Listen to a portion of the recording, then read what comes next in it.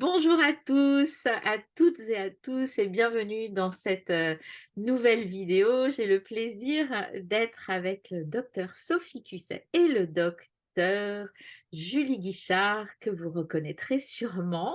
Comment allez-vous? Très bien, super. Dans le vent breton. Et toi? Et Eh bien, toi? ça va aussi, je suis ravie d'être avec vous. Donc, Sophie est de garde. Donc, ça va être entre deux appels qu'on crée cette, Et euh, entre deux averses. Ouais. deux Mais c'est appels. la vie de la presqu'île, entre deux appels et deux averses. Et Donc, vous aussi entre deux méduses ce matin. Oui, il y a des méduses. Donc, vous êtes sur la presqu'île de Crozon, vous êtes à Morgat. Tout à fait. Dans le cœur de Morgat. Ok. Et donc, vous allez participer aux 5e rencontres entre la médecine conventionnelle et les soins naturels, les 4 et 5 mars prochains à Lorient. Et qu'allez-vous nous proposer? Quel est le titre de votre conférence? Alors, on a comme titre à proposer vers un autre regard sur la médecine, qui résume à peu près ce Oui, qu'on met en place, quoi. ouais. Un autre regard sur la médecine, c'est-à-dire une autre façon d'aborder la médecine aujourd'hui par rapport à ce qu'on a appris, qui est le socle de la maison, sur laquelle on a construit une approche, je dirais, plus individualisée et qui permet au patient de se prendre en main et de choisir de guérir ce dont il peut ou veut guérir. Le lien, c'est de prendre conscience qu'on a énormément de ressources et déjà plein de choses en nous qui peuvent nous aider à rester en santé. C'est surtout ça. On fait beaucoup de prévention. Hmm. Et on aime faire réagir au bon moment pour éviter la maladie et toute autre chose. Donc, dans la salle, on va avoir des personnes du grand public qui viennent pour comprendre comment prendre soin d'elles, comment se Mhm. soigner plus en conscience avec des approches conventionnelles et naturelles, comme ce que vous pratiquez. Il y aura des thérapeutes et il y a aussi des médecins. Votre conférence, qu'est-ce qu'elle peut leur apporter? Une ouverture sur une approche, je dirais, qui fait appel à d'autres prescriptions que la médecine traditionnelle occidentale et quelque part cette liberté que l'on s'offre qui permet une approche aussi plus ciblée dans le domaine de la prévention comme de la prise en charge d'un certain nombre de pathologies. Alors, plus précisément, on essaiera peut-être de donner des cas cliniques ou de préciser les choses. Et je Hmm. rebondis sur ce que dit Sophie, c'est aussi une approche, alors tu dis plus ciblée, mais aussi plus globale. Parce que moi, j'ai l'impression Holistique, oui. au-delà de la plainte, de pouvoir aller beaucoup plus loin avec le patient et d'aller vraiment sur le versant psychologique, retrouver les événements à l'origine, aller peut-être travailler un peu sur le passé. Au décours d'un symptôme, on va aller chercher la petite bête. Par exemple, le patient qui se présente pour une angine, on va lui demander qu'est-ce qu'il ne peut pas avaler, Qu'est-ce qui ne passe avec un pas, qu'est-ce petit qui sourire en ne digère coin, qu'est-ce qu'il pas. ne digère pas dans sa vie. C'est des choses simples et connues, mais ensuite, à nous de dérouler les choses en fonction de ce que l'on connaît du patient C'est un et peu du décodage aussi, hein. oui, Ouais. et de ce qu'il attend et de ce qu'il va découvrir aussi dans cette approche, de ce qu'il va découvrir à l'intérieur de lui-même, qui va l'aider à guérir. Parce que la guérison vient de nos ressources profondes. Et toujours avec son accord, c'est-à-dire qu'on établit vraiment une relation de confiance qui nous permet à deux d'aller plus loin en fait dans la prise en charge, ce qui est très satisfaisant pour nous en tout cas avec Sophie de travailler ainsi. Ouais. Ouais. Hmm. Les consultations avec les médecins, c'est de courte durée. Alors, comment vous faites, vous, dans vos consultations, qui sont la même durée que pour tous les médecins, comment vous faites pour tisser la complémentarité de ces de plusieurs pratiques? En fait, on a cette chance par notre pratique de la médecine générale de recevoir du tout venant. On a vraiment énormément de symptômes, de plaintes. Quand on repère et que, avec l'accord du patient, on peut basculer sur une séance un peu plus longue, par exemple d'hypnose. Alors, soit on a un petit peu de temps, on fait une courte séance et on se revoit plus tard, ou alors on leur propose carrément de revenir pour un autre soin sur un créneau plus long. Alors moi, j'ose mettre des créneaux longs sur mon agenda qui me permettent de travailler Je de pense, façon plus confortable. je pense qu'on Mais consacre plus de temps qu'un médecin généraliste standard à nos patients. On essaye de se rattraper en utilisant les cotations proposées par la CPAM, et quand on ne peut pas toujours le faire, moi personnellement, je pratique des dépassements d'honoraires que j'essaye en accord avec le patient et dans un, comment dirais-je, raisonnable et mesuré, bien sûr. Mais effectivement, pour pouvoir prendre le temps, c'est un luxe. Donc, et parfois, les patients, et d'ailleurs, certains patients sont devenus exigeants et attendent de nous de leur consacrer ce temps. Donc, c'est aussi quelque part pour nous un travail à faire sur nous-mêmes pour savoir cadrer chaque situation et ne pas se faire dévorer par nos patients. oui, de dire qu'il y a vraiment un temps dédié pour ça et qu'on peut les revoir sur une consultation plus longue. On y arrive. Ah ouais, c'est génial, c'est super intéressant parce que de plus en plus de personnes du grand public vont goûter à Mm. à des pratiques naturelles. Mais alors des fois, ils ne savent pas trop comment faire. C'est pour ça que Mhm. votre présence aux rencontres va être, très intéressante selon son. Oui, et je pense que du fait de nos formations, le FT, le MDR, l'hypnose, on a appris à décoder derrière le symptôme ou derrière la personnalité du patient, la petite chose qui va le faire basculer et qui va nous permettre d'aller le titiller dans la zone fragile et sensible et de ne pas perdre trop de temps. C'est une certaine écoute aussi, hein, parce que Ouais, il y ouais. a certains mots qui résonnent à l'intérieur de nous et on sait qu'on peut aller sur Oui, on bah, peut utiliser parfois l'humour, la provocation. Euh, on peut tenter en fonction de la personnalité du patient, d'aller un petit peu de le sortir de sa zone de confiance, de le déstabiliser, non pas du tout de le manipuler, mais de le déstabiliser de façon à lui faire sortir vraiment quelque chose d'authentique. Parce que souvent, les patients disent au médecin, mais si tout va bien, ils sont là avec le sourire, ouais. alors qu'on perçoit bien leur mal-être et leurs difficultés. Donc, en fait, finalement, c'est à la fois de les mettre en confiance, mais de les faire basculer dans une zone plus fragile, où là, ils vont être eux-mêmes. Et à partir du moment où ils commencent à se livrer, eh ben, c'est Après, simple de les ouais. aider à revenir et de leur proposer nos différents outils pour les aider justement à choisir ce qu'ils souhaitent changer dans leur vie. Tout dépend de la volonté et de l'énergie. Et c'est là vraiment qu'on peut être dans cette relation de confiance parce que j'ai des patients, moi j'étais très touchée, qui m'ont avoué certaines choses dont ils n'avaient jamais parlé avant parce que justement, on avait établi ça ensemble et comme dit Sophie, on était allé exactement toucher là où il fallait aller toucher par l'accueil, L'attention, l'écoute. l'accueil qu'on leur Oui, oui, oui. apporte. Je pense que moi, je dois une grande reconnaissance à notre maître en hypnose, Mohamed El Farika, qui nous a formés, parce que dans son approche de l'hypnose ericksonienne, il avait cette qualité et cette capacité vraiment de décoder la personne, de l'aider ou d'aider le patient à se décoder et quelque part à se dévoiler dans ce jeu entre la conscience et l'inconscient, avec beaucoup De d'humilité et de justesse. respect. Et voilà, donc c'est... Et on remercie aussi Yann Cano qui nous a Oui, accompagnés absolument. sur plusieurs mois Plus récemment. pour nous former aux compétences plus. On a eu la chance d'avoir Ouais, d'excellents formateurs, des maîtres, des excellent. maîtres. Vous avez, vraiment acquis de nombreuses compétences, vers les approches naturelles et avec, Yann Cano, la posture. Quel a été le déclic? Pourquoi vous avez eu envie d'aller,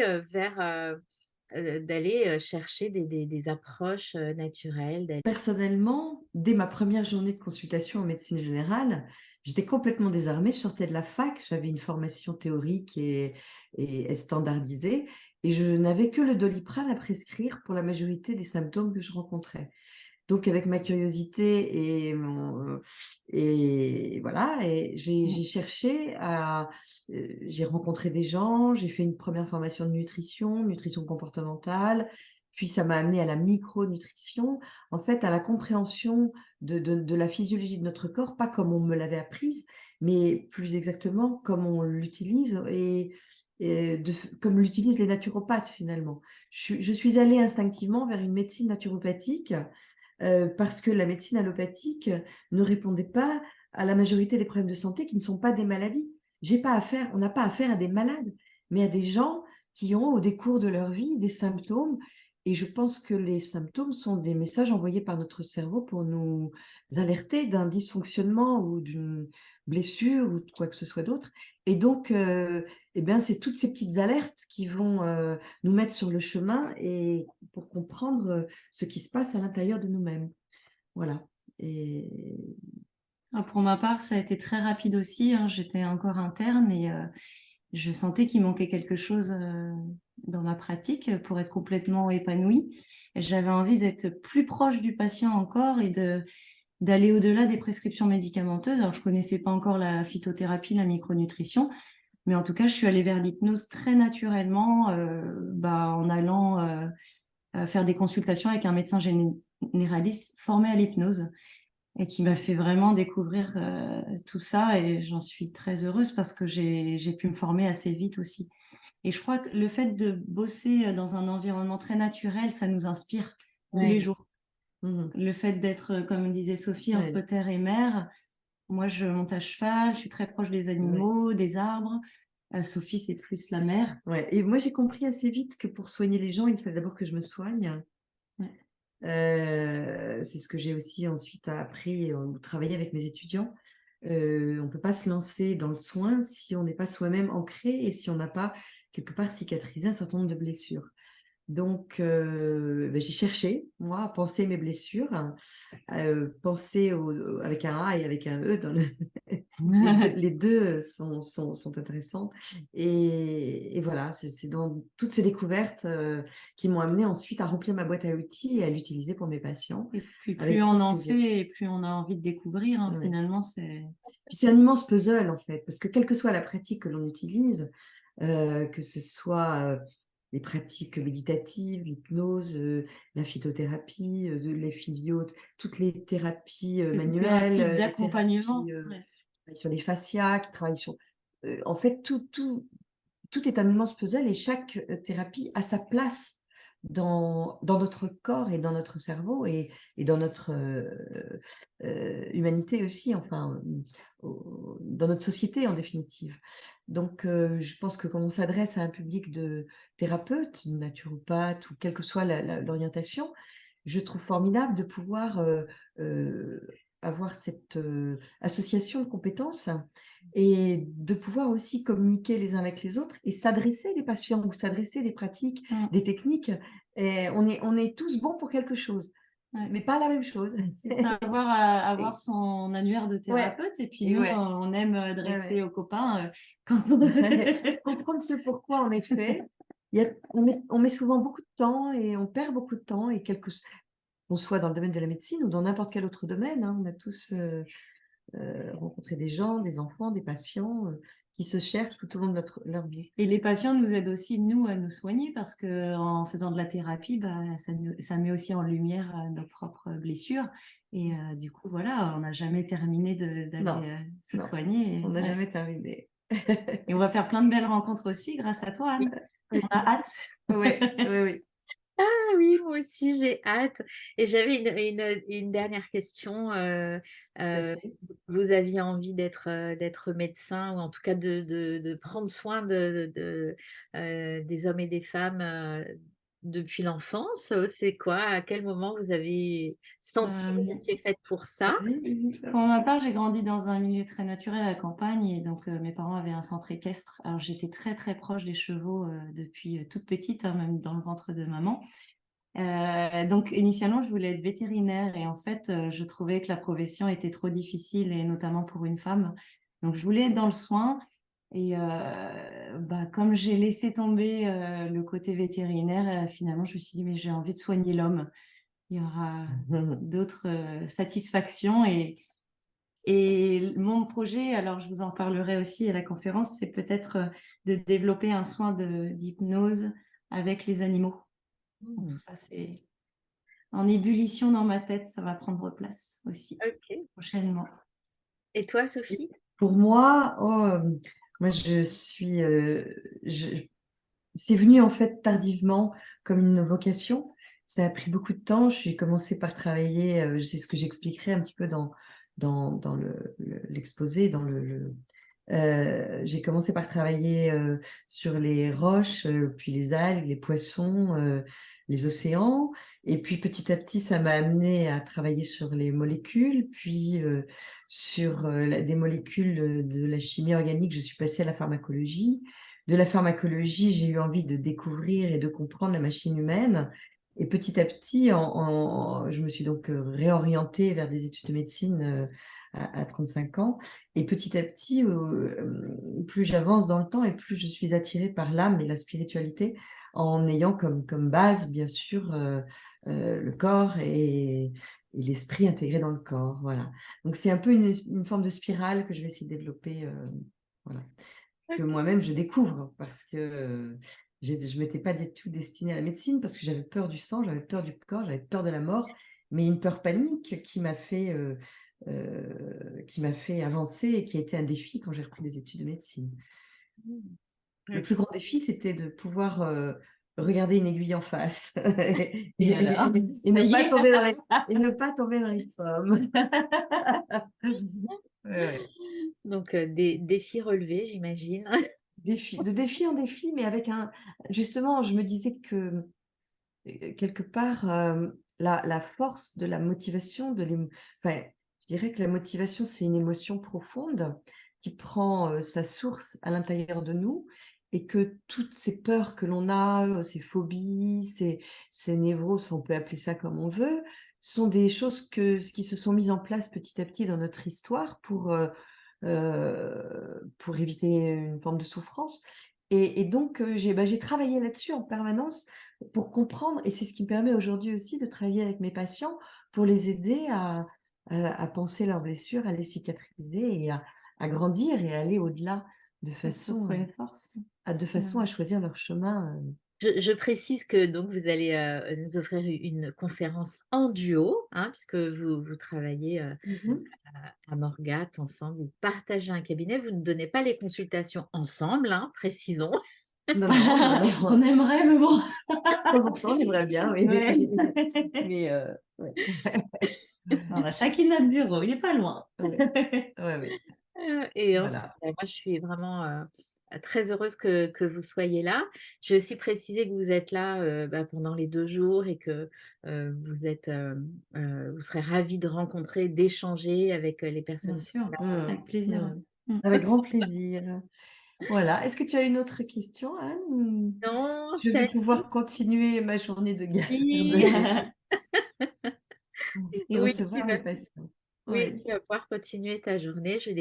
Donc toutes les personnes, dont vous avez le lien juste en dessous pour vous inscrire. On vous attend nombreux, nombreuses, pour ces rencontres et pour, bien apprendre à prendre soin de vous, en conscience Et en confiance. et en confiance. Merci Julie. Eh bien, au revoir à tous et on vous retrouve le 4 mars, on démarre à 9h30 du 4 Merci Anne et à Merci, bientôt tout le Anne. monde. Merci pour cette C'est journée. chouette. Au revoir. mars. Salut.